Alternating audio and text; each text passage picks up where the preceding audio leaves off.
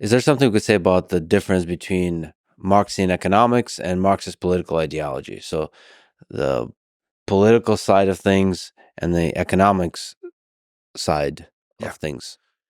So I think that Marx would probably have responded that, in fact, those things are indivisible. The analysis, as sort of purely theoretical, is certainly can be performed on any economic reality that you care to mention, but the imperatives that grow out of that economic analysis are political. Marx and Engels emphasize the unity of theory and practice. So it's not enough to dispassionately analyze. It's a call to action as well, because if you've delivered the answer to how history evolves and changes, it obligates you, right? It demands certain action. You sometimes hear from undergraduates that they've heard from their high school history teachers that Marxism was just a theoretical construct that was the idle production of a philosopher who was not connected to the world and was never meant to be tried in practice. Marx would have been furious to hear this, and it's almost heroically wrong as a historical statement, because Marx insisted that all previous philosophers have theorized about reality. What now is really necessary is to change it. So you could say that in the abstract, a Marxist economist can certainly use Marx's theoretical framework to compare to a given economic reality. But Marx would have seen that as incomplete and as deeply unsatisfactory. And there's kind of a footnote to all of this, which is that even though Marxist dialectical materialism grounds itself in these economic realities, and the political prescription is supposed to flow from the economic realities and be inevitably growing out of them. In the real history of communist regimes, you've actually seen periods where the economics becomes detached from the politics.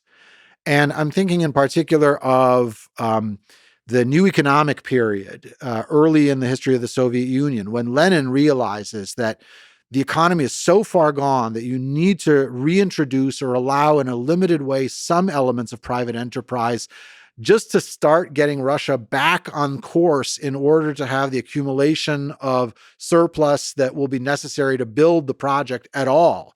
And there are many Bolsheviks who see the new economic program as a new economic policy as a terrible compromise and a betrayal of their ideas.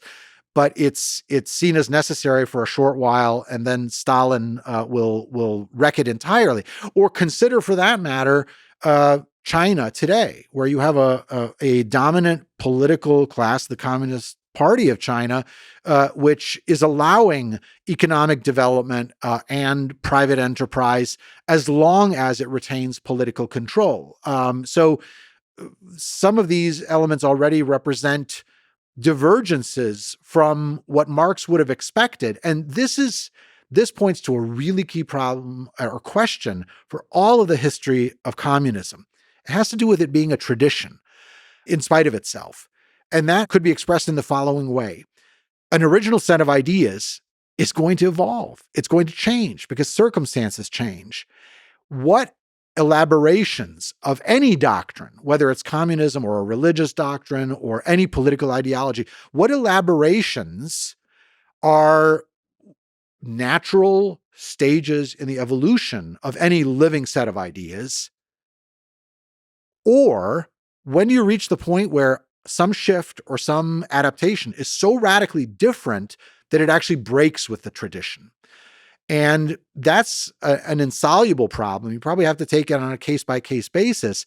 It speaks to issues like the question that gets raised today. Like, is China, in a meaningful sense, a communist country anymore?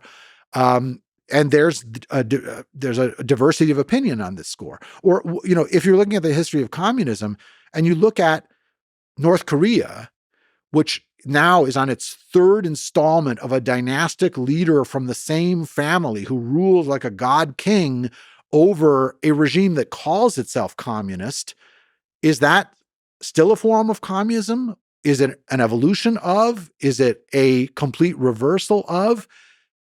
I tend to want to take an anthropological perspective in the history of communism and to take very seriously those people who avow that they are communists and this is the project that they have underway. And then, after hearing that avowal, I think as a historian, you have to say, well, let's look at the details. Let's see what changes have been made, what continuities might still exist, whether there's a larger pattern to be discerned here. So it's a very, very complicated history that we're talking about.